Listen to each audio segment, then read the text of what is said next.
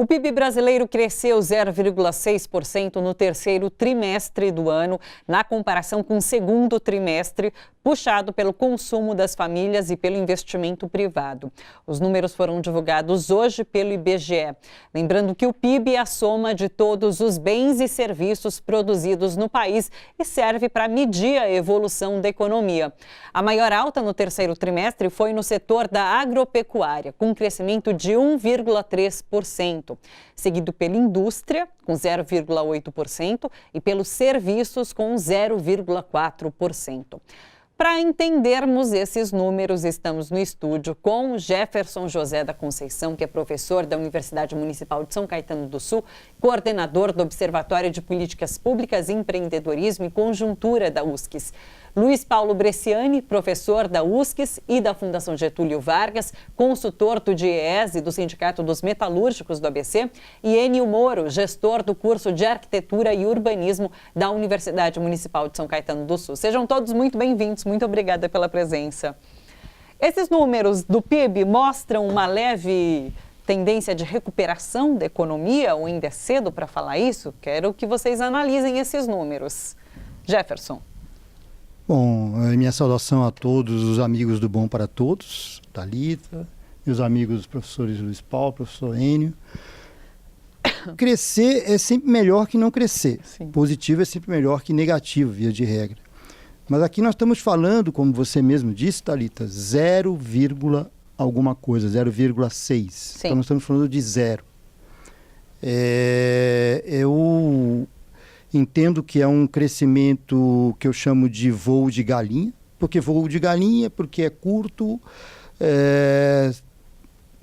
quase anêmico. E por que é assim?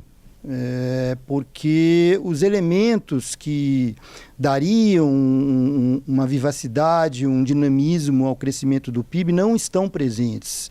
O consumo das famílias cresce de modo muito fraco. Precarização, emprego, o desemprego existente no país é muito elevado, não há expectativas de crescimento forte pelo lado do consumo. O investimento público declaradamente é de retração. Você mesmo disse que é puxado pelo consumo privado, não sou otimista em relação ao investimento público. O comércio exterior, existe o conflito no mundo, nessa área comercial, não sou otimista que nossas exportações cresçam. Então, os itens constitutivos do crescimento do PIB não nos deixam muito otimistas. Olha que o consumo das famílias cresceu 0,8%, desculpa, e o investimento 2%. São números bem baixos. Bresciani. Primeiro, boa tarde, Thalita, Jefferson, Enio, telespectadores. Acho que o Jefferson foi num ponto importante. Eu queria destacar um outro, que a chamada também traz atenção, é o fato da agropecuária ser tão destacada. Sim. E na hora que nós olhamos para o tamanho dela, ela representa 4%. Então, eu acho que existe uma sobrevalorização do papel da agropecuária e uma desvalorização do papel da indústria, por exemplo, né? Que é fundamental. E a indústria, apesar de ter tido um crescimento, a indústria de transformação não cresceu. E isso tem sido também uma trava na nossa capacidade. Acho que também é importante destacar, sim, como o Jefferson mencionou, é melhor crescer do que não e é melhor mais 0,8 do que menos, mas é uma recuperação em cima de uma expectativa que foi muito maior na virada do ano, que se reduziu e que agora continua no patamar de 1% anualizado. Acho que a melhor notícia que eu diria é, de fato, o papel do consumo das famílias, né? Apesar das travas, apesar de que ela esteja também impedida tanto pelo desemprego quanto pelo endividamento. Então, nós poderíamos estar muito melhor se nós tivéssemos uma política industrial, se nós tivéssemos uma política de consumo das famílias mais destacada e se nós tivéssemos também, quero fazer a relação disso com uma PNAD contínua. Nós temos uma proporção muito significativa de pessoas fora do mundo do trabalho, né? Ou subvalorizadas, não só as desocupadas. E, portanto, o nosso PIB potencial é muito maior do que ele se revela, porque nós não aproveitamos o que melhor temos, que é gente. Então, queria chamar a atenção para esse ponto. Sim. Enio, sua opinião? Tá bom, boa tarde, Thalita, professor Jefferson, professor Bresciani, boa tarde aí a todas e todos. E eu trago um pouco esse debate para a questão urbana, né? Eu fico assim, muito preocupado com a qualidade do espaço público que temos aí nas nossas cidades, e também isso espacializa de alguma maneira essas diferenças tão sentidas que a gente percebe, né? No momento que eu tenho uma comunidade, uma favela ao lado de um bairro muito consolidado, é um reflexo imediato das injustiças aí que a gente acaba assistindo. Então, por exemplo, né, essa falta de um investimento público consolidado em ações de urbanização, saneamento e outras ações que de alguma maneira procurem equalizar mais o território, a falta desse tipo de investimento, ela também é um inibidor para um crescimento mais vigoroso, né? Quer dizer, eu não posso ter um setor localizado da economia, esse setor agrícola, que é um setor hoje também ele trabalha com pouca gente, né? É um setor que tem um rebatimento ainda pequeno na cidade.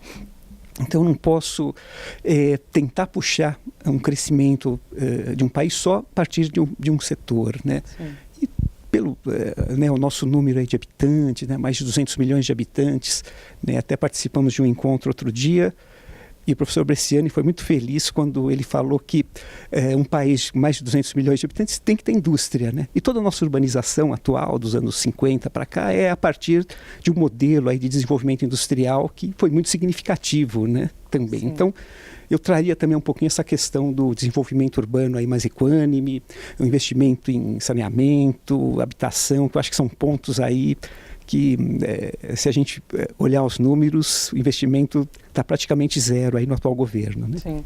Eu queria pegar esse gancho que o professor Enio traz também para fazer a conexão com um outro indicador que é relevante, que é o IDH, né?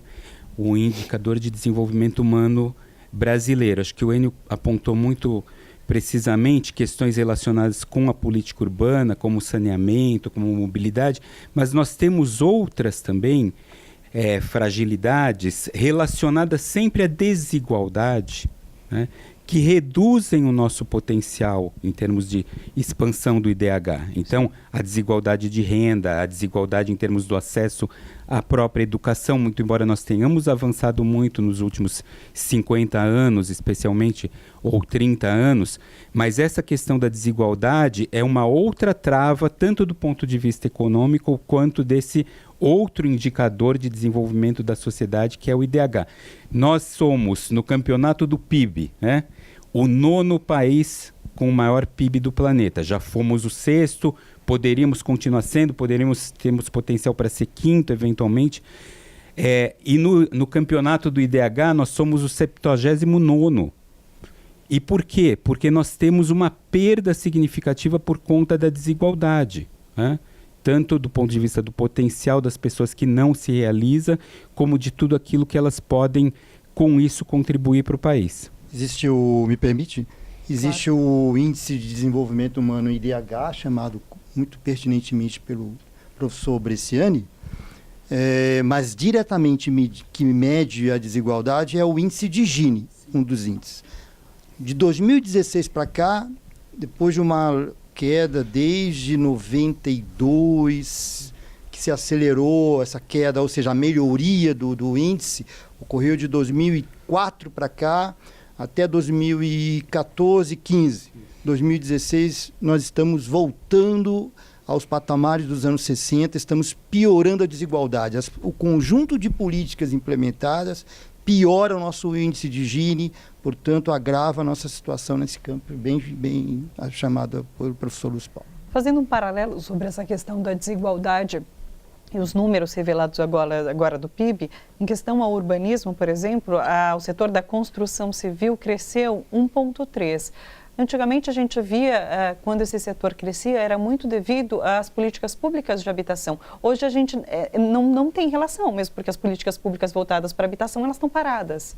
Exatamente, né? Então não há uma perspectiva de investimento para a produção de habitação para baixa renda, né? O próprio caso do Minha Casa Minha Vida, e outros tipos de programa, como por exemplo programas de locação social, de moradias compartilhadas, de algum tipo de abrigo para moradores de rua, quer dizer, isso não está hoje no debate. Então é uma questão aí que preocupa muito os urbanistas, aí os técnicos, porque é uma questão de fraternidade, de vida, né, do seu semelhante, tudo. Então é muito complicado. E esse crescimento ele é localizado em setores muito estabelecidos do mercado, né? Quer dizer, são setores que eu até diria aí que são um pouco imunes aí à crise, ou ainda setores que de alguma maneira sobrevivem aí da crise de alguma maneira, né? Então a gente precisa repensar um pouquinho essa questão para poder trazer aí para o mercado, ter uma condição mais equânime aí para todas as pessoas, né? Então esse crescimento ele é pequeno, ele é localizado, mas tem um potencial para ser muito maior, né? O professor Bresciani falou sobre essa questão de desenvolver políticas para consumo das famílias. Vocês enxergam alguma coisa sendo colocada em prática em relação a isso? Não, colocada em prática não. Na verdade, nós não temos uma política econômica propriamente dita que não seja, vamos dizer, o livro do liberalismo mais ortodoxo, tá certo? Não existe uma política industrial, não existe uma política de recuperação de empregos, que seria uma forma de estimular, né? Não existe uma política de redução do endividamento das famílias, que seria uma outra forma de estimular. Então, a rigor, isso é muito curioso, também curioso para não dizer triste, né, na verdade. É o fato de que essa recuperação, em cima de uma perspectiva que já foi maior, né? Ou seja, nós estamos recuperando a partir de um fundo de poço que tinha sido revisto anteriormente, ela se dá apesar da falta de política. Porque o país é grande, porque nós temos um mercado de 200 milhões de habitantes, 210 milhões de habitantes. Então, essa capacidade, essa massa, né, esse mercado volumoso que muito poucos países têm, esse tamanho, 4, 5 países têm o nosso tamanho, se dá porque nós somos grandes e não porque haja uma política econômica que favoreça esse crescimento. Pelo contrário, acho que o Enio mencionou muito bem, não só no campo da moradia urbana, mas se nós formos olhar saneamento básico e mobilidade, também nós tivemos interrupção de investimento público e uma aposta no investimento privado que não se realiza, nem vai se realizar na proporção que é necessária. Então, uma política, por exemplo, de destravar investimentos, de liberar investimentos de todas as regras e travas da política fiscal seria importantíssimo para que a gente pudesse, de fato, alavancar não só investimento público, como também consumo das famílias. Sim. Só a queda da taxa de juros poderia ser apontada e ela nem se deve a uma ação propriamente do governo, senão que vem de fora para dentro. Ainda assim, num ritmo muito aquém, os juros de cheque especial, de financeiras para consumo ainda são muito elevados. E instrumentos importantes que poderiam ajudar a acelerar a queda de juros estão na contramão. Fala-se hoje na privatização do Banco do Brasil. Então, os bancos públicos têm um papel importante de promover uma ação forte de redução. A privatização vai nessa contramão. Eu queria chamar a atenção para uma fala do professor Enio, chama a atenção e do professor Luiz Paulo para a desigualdade e para a questão da solidariedade. Esses itens não estão presentes na ação do governo. Quero chamar a atenção, porque senão a gente fica num debate onde a gente pede que eles se preocupem com a desigualdade, quando isso não é a prioridade e não está na linha de frente.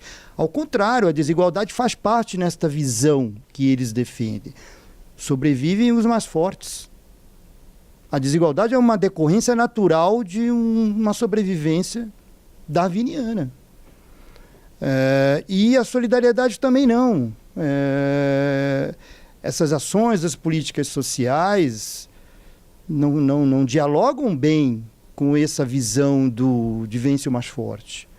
Então, eu entendo e eu compartilho, e eu sou dessa linha, mas não está presente na ação do governo. Eles não vão... o índice de desigualdade é natural, nós sobrevivem, as políticas sociais podem esperar, vamos crescer. Não está e nem estará. E nem estará.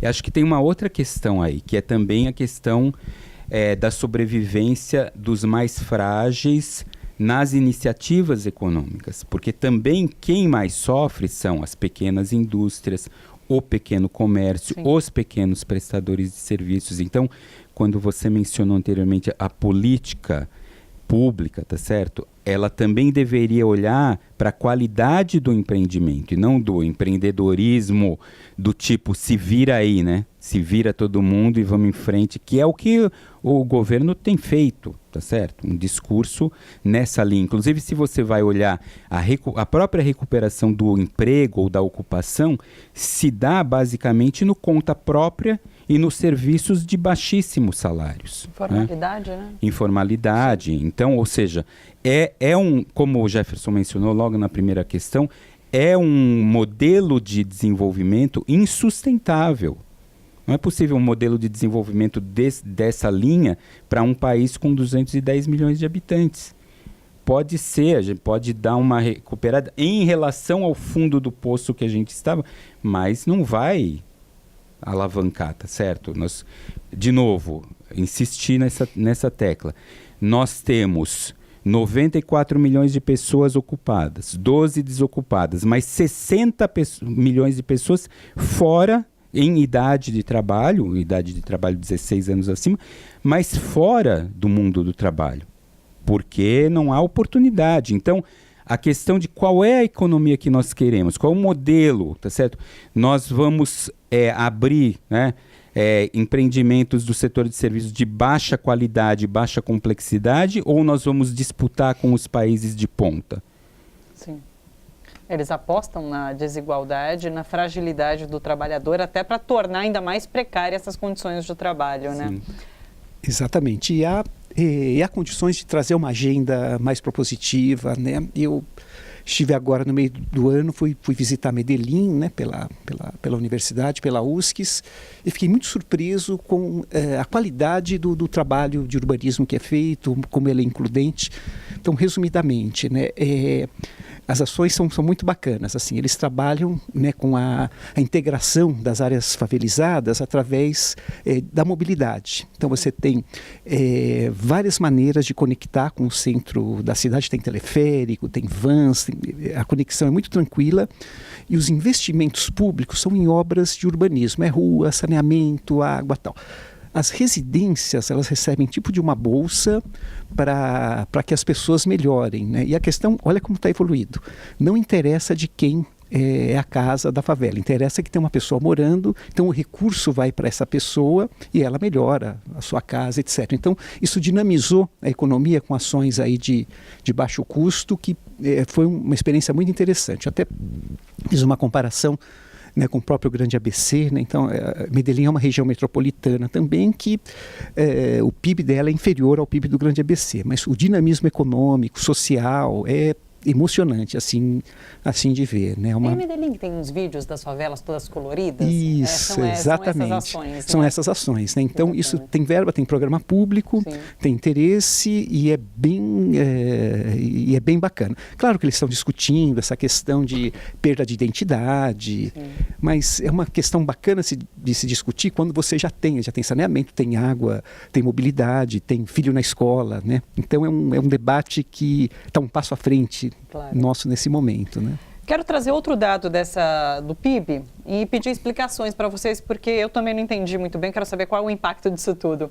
As exportações caíram, menos 2,8%. E daí essa queda, dizem que foi afetada a exportação foi afetada por conta da desaceleração global e recessão na Argentina especificamente. Quero saber o porquê desses números, o que de fato significa, quais os impactos e qual a relação que isso tem com o dólar alto, porque falam que o dólar alto é melhor para exportação. Eu queria que vocês explicassem tudo isso. As exportações, elas são importantes para um país. Elas geram emprego, elas geram oportunidades. Elas são fruto de um país competitivo. Quanto mais competitivas suas empresas forem, que exportem, capacidade de enfrentar os concorrentes, mais você vende lá fora.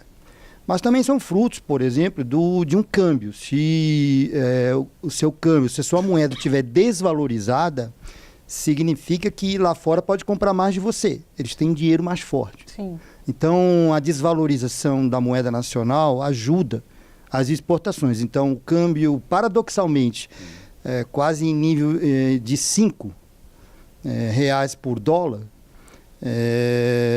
ajuda as exportações. O problema é que o mundo está em crise, em primeiro lugar. Então, existe um conflito comercial que não gera expectativas de expandir mercado lá fora.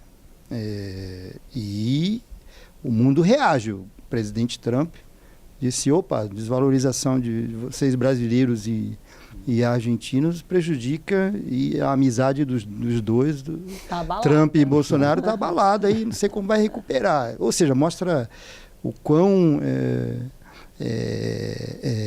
não faz sentido essa política de ser capacho, né? Sim.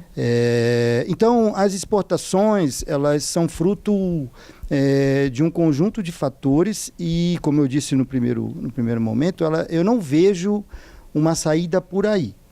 É muito mais provável que o nosso superávit comercial venha do decréscimo das importações. Para onde eu acho que a banda vai tocar daqui para frente. Sim. Eu queria completar, primeiro, de novo, né, o fato de nós sermos um país com uma população gigantesca significa que nós seremos um país predominantemente movido pelo mercado interno e não pela exportação. Sempre foi assim, vai continuar sendo, o que não significa que nós não possamos exportar mais. Nós podemos, será bom, é ótimo e tudo mais, desde que haja uma política para isso, que também não existe, né, em primeiro lugar. A segunda questão é que você mencionou o fato de que as exportações caíram 2,8% e, salvo engano, as importações cresceram 2,9%. Exportação 2,9%, exatamente. Então, ou seja, você tem uma diferença aí de 5,7%. Sim. A menor no saldo, né, no potencial de saldo, no saldo que vinha sendo realizado, que é significativo. Então, a deterioração da balança comercial brasileira, ela é notória. Por quê? Porque nós temos uma matriz de exportação que é predominantemente de commodities. Sim. Isso não vai aumentar significativamente de uma hora para outra, porque os países não vão começar a consumir mais soja de repente, porque nós temos soja sobrando, ou o que seja, tá certo? E do outro lado, nós estamos importando crescentemente produtos de média alta e alta tecnologia e exportando bens industrializados de baixa tecnologia. Sim. Então, a balança comercial da indústria também tem sido recorrentemente negativa. Isso é insustentável. Paulo, só uma parte? Sim, claro. E algumas exportações fazem mal à sociedade hoje, como é o caso da carne, né? Porque a carne explodiu de preço por causa da demanda da China. Sim. Uma commodity, certo? Que substitui, na verdade, por conta também da peste suína, tá certo? Ou seja, ela tem um caráter relativamente episódico, não é? Mas essa questão da nossa matriz industrial, ou seja, nós estamos privilegiando a perda de atividade industrial de alta e média alta tecnologia. Um exemplo mais importante e relevante é a Embraer. Nós perderemos, ou estamos perdendo, a Embraer de mão beijada, tá certo? É emblemático. E nós estamos fabricando parafuso, né? Então não vai dar certo. Olha só, você que curte a TVT e quer contribuir com a gente para que a nossa programação chegue cada vez mais longe, se inscreva no nosso canal do YouTube/Rede TVT e torne-se membro. Ou então faça a sua contribuição em nosso Catarse. É só acessar catarse.me/TVT. A gente agradece.